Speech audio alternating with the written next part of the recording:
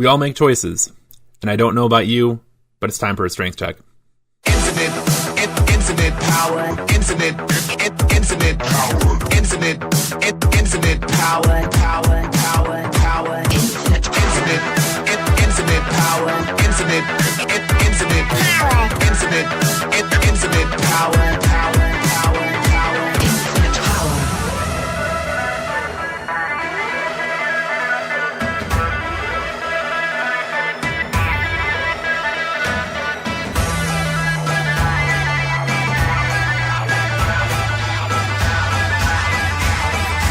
Infinite power. So what's up, everybody? This is Dr. Andy Wilczak. Welcome to another episode of Strength Check. Thank you for sticking with the show as we figure out what we're trying to figure out here. So this has just been one of those runs where it seems like everything that can go wrong is going to go wrong. Just, I don't know if it's this time of year or this time in the semester, but man, I am ready for some good luck. So this week, like I said, we're going to talk about choices and the way that our choices affect us, the way that some people might feel constrained in their choices and how that might affect their future. Before we get into that, though, a couple of other notes. Last week, we talked about The Murder of Stanford White by Harry Thaw. And I want to give a shout out to one of our listeners, Duffy, who reached out to talk about how sad Evelyn Nesbitt's role is in all of this, above and beyond the relationships that she had with two different rapists. So Evelyn has been described as an it girl. When you think about what fashion at the turn of the 20th century looked like if you picture in your head what that woman looks like, you're probably imagining somebody who looks like Evelyn Nesbitt. That's her legacy, right? That's what she should be most known for, and nobody really remembers her for that. Nobody really remembers her at all. So that's sad, right? That she had this really major effect on American pop culture, on Americana, and nobody knows her for that. Her life, if anybody is aware of her, who's not a big theater person or Hollywood person, you might know her for the trial, if you know her at all. And don't get me wrong, her role in this trial is really important. Like I said last week, she is responsible, I think, for not single-handedly, but starting a push towards changing how we talk about sexual violence in the United States. That Teddy Roosevelt tried to intervene and keep the papers from publishing her testimony, that's a big deal. That's a huge deal. But it's also sad just because her life after the trial, she didn't live in seclusion or anything like that. She had a son that she claimed was Harry's, that she had gotten pregnant during a conjugal visit that she had made to the hospital that he was in. Harry always denied it. After the trial, and after her and Harry split up, there's not a whole lot more that Evelyn has to do. She and Harry had an attempt at reconciliation in the 1920s that didn't really go anywhere. When Harry died, he had amassed a small fortune, over $1 million to his name, and he left Evelyn a small piece of it, about $10,000. She taught, she was just kind of around. In the 1950s, she served as a technical advisor on a movie that was about her and Stanford and Harry, I think. It has the title The Girl in the Velvet Swing. But it wasn't really biographical. The people who made the film took a lot of liberties with the story. And Evelyn, I don't know if she was really encouraging that. I'm not totally familiar with the movie, to be completely honest with you. But she got paid for it. And I think that's all she probably cared about. And that was it. That was Evelyn's life. Thrust into the spotlight at a very young age, chastised for it, and then pretty much disappears. And so somebody who had that kind of talent, and at least that sort of modeling ability, just to go away like that after such a really difficult and tragic case, is pretty sad.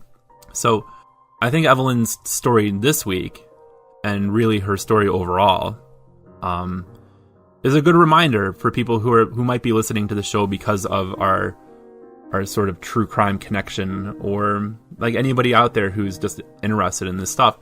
I totally understand why you might be fascinated with the blood and the guts and the gore and the whodunit nature of these stories, but You have to remember that there's always collateral damage. You have to remember that unlike the movies, there is going to be an epilogue. People do have to move on with their lives. And we see a lot of that humanity. And I think we see and can see a lot of our own humanity in how we react to those epilogues, right? Like when you hear me telling you that this is what Evelyn Nesbitt's life was like after the fact, how does that make you feel? And if it makes you feel sorry for her or sad for her, then that's okay. Like, we probably should, right? She had a rough life. So there's that. Thank you, Duffy, for reaching out.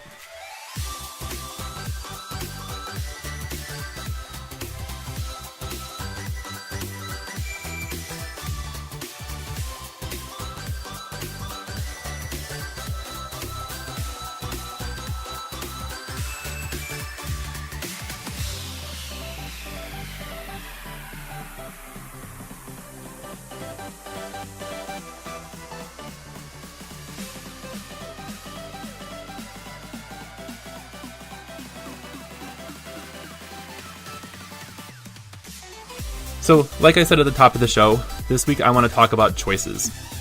It's become kind of a joke between some friends of mine and I.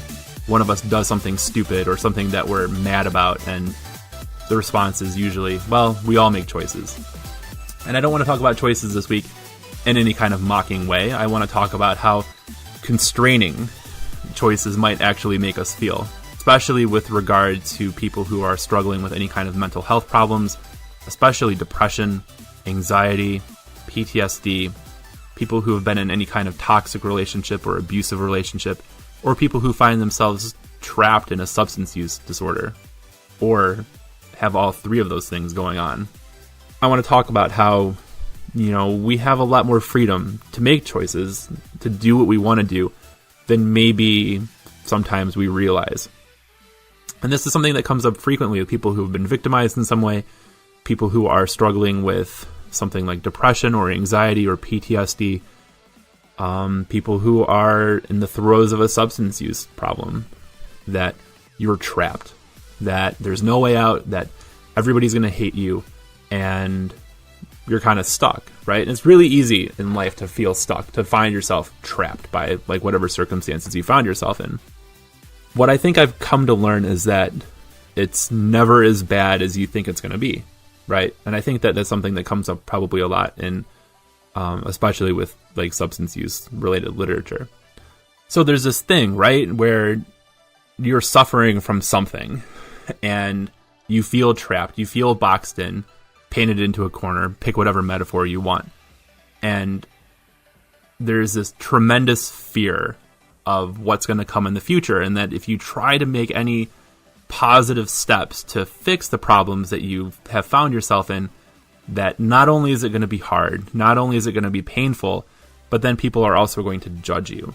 Well, the hard part is true, and the painful part is kind of true.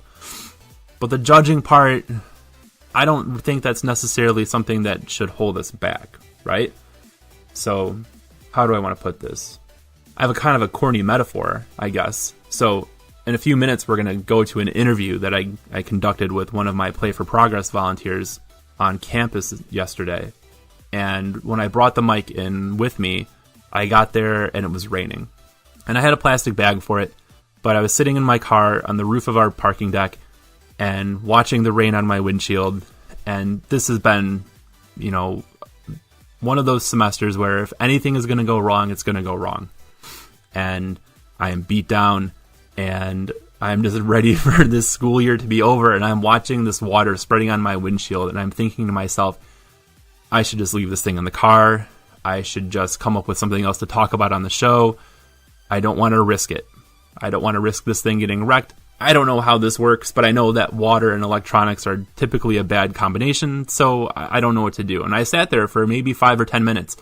Like, what do I do? Just like watching the rain. And eventually I said, well, I had made a promise to the student. I had made a promise to whoever is listening to this right now. We were going to do something this week. So I said, all right, if it's really bad, I can tuck it into my coat. We'll figure it out. I'll run to my building if I have to. And I got out of the car, and it wasn't that bad. It seemed like it was really bad when I was stuck in there, but on the outside, not so much.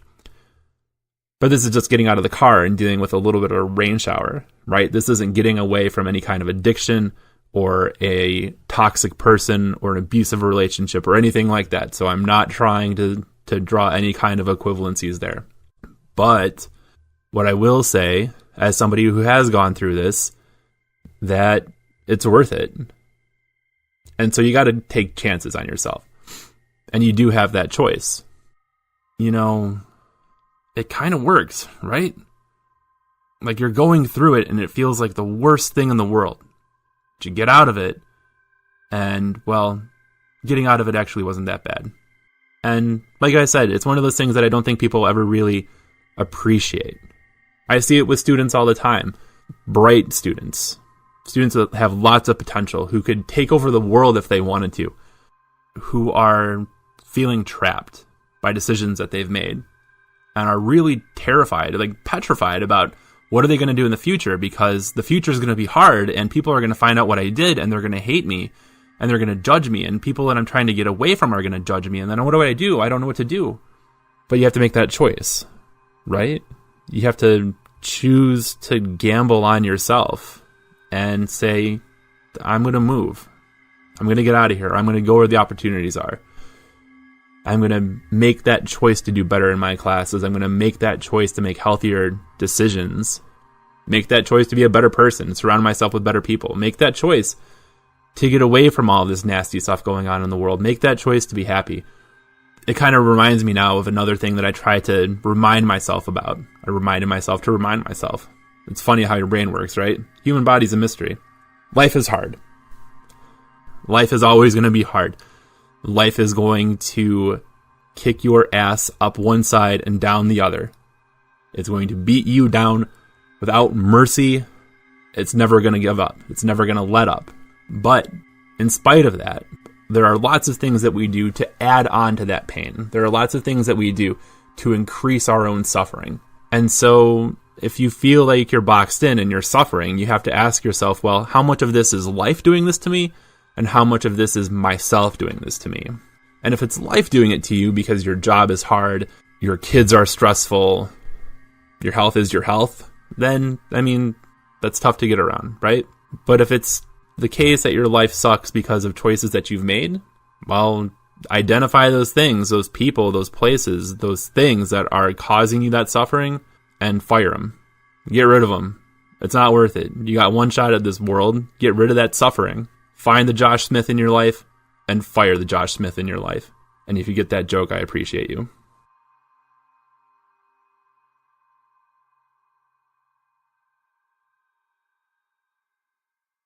So, like I promised, this week we have a very short interview with one of our Play for Progress volunteers who so graciously volunteered her time to come to my office, deal with the noise in the hallway, the rattling in my ceiling, and what ended up being a very uncomfortable microphone setup because my office is a mess, to spend a few minutes of her time talking to us about mental health, how she thinks it's important to advocate for mental health, and her relationship with D&D, and how she thinks Dungeons & Dragons can be useful for people who might need to learn that there are more choices out there than they realize. So I apologize if the audio quality is a little off. Like I just talked about, trying to get the microphone set up in my office on campus was a little bit more difficult than I thought, so I might have to clean up in there. I might have to come up with a better setup if we're going to keep doing interviews on campus. But hey, this is a learning process for me.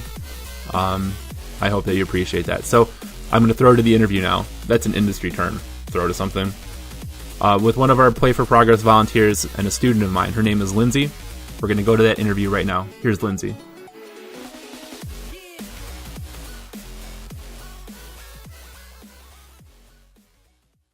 So a lot of times in class we'll talk about like mental health advocacy and stuff like that. So what are your feelings about talking about mental health and just like ways that people can do stuff better?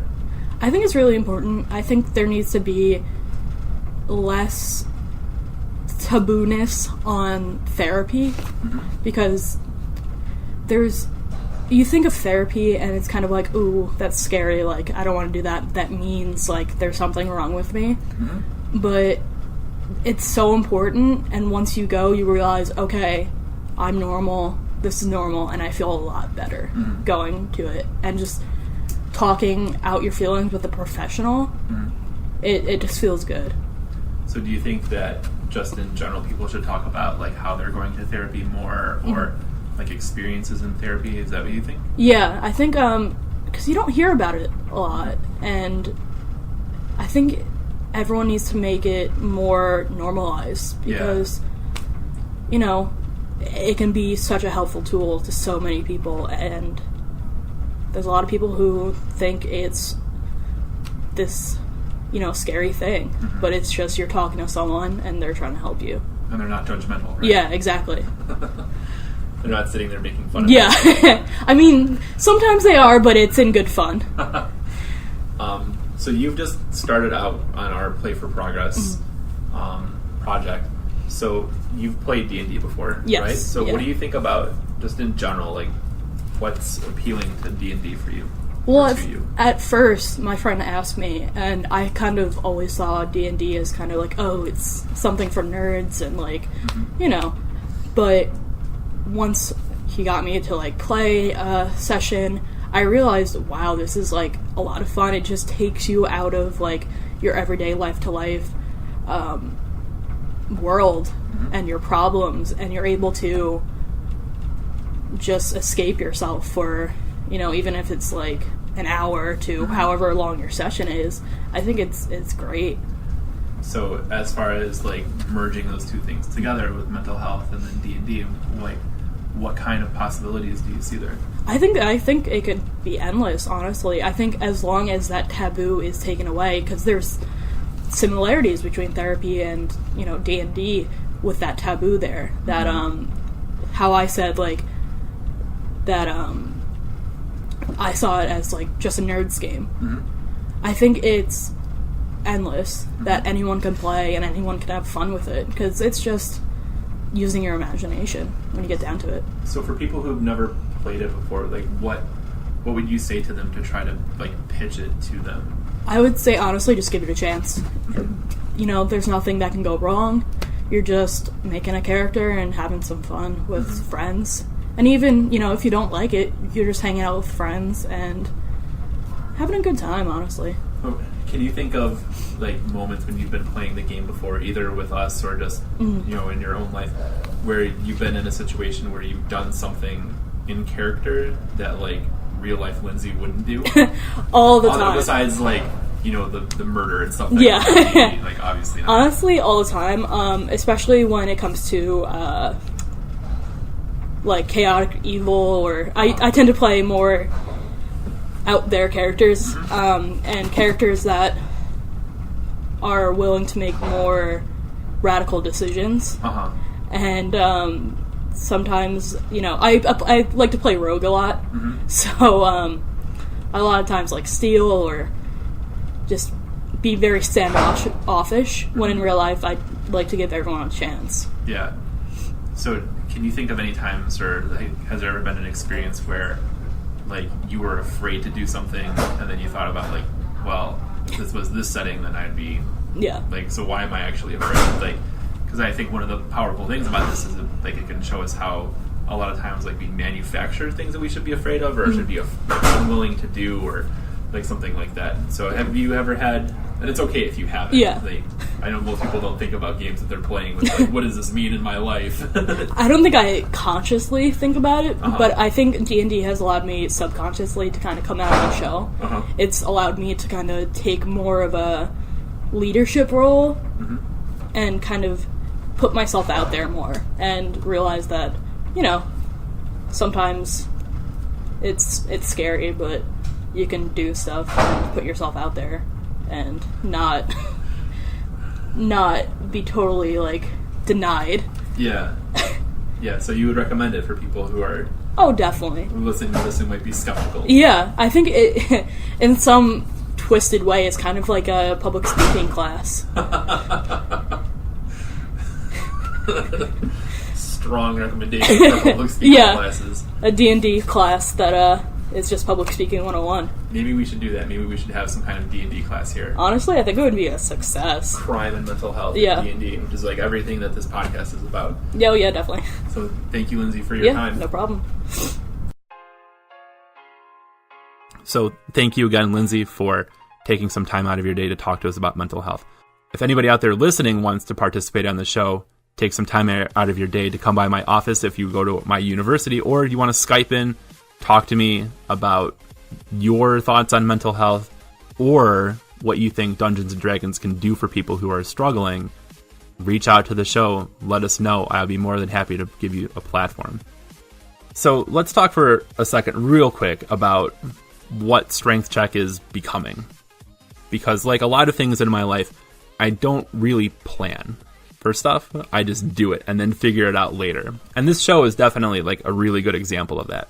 So as we're trying to figure out like what the show should look like and try to find what our niche is, or niche is, niche-ease, I don't know. Words, man. It's weird.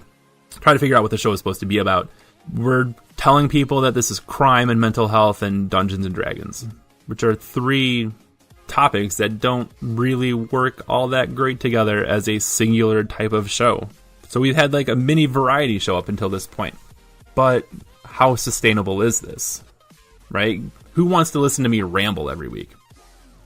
So one thing that we're thinking about is how can we find that spot in the Venn diagram between crime and mental health and D&D and maybe education, and make this show about that. So one idea that I had maybe 20 minutes before I started recording tonight was, wouldn't it be cool if we could find a way to do a show that was an actual literal combination of the three? What if we went back through some of those major cases in American history?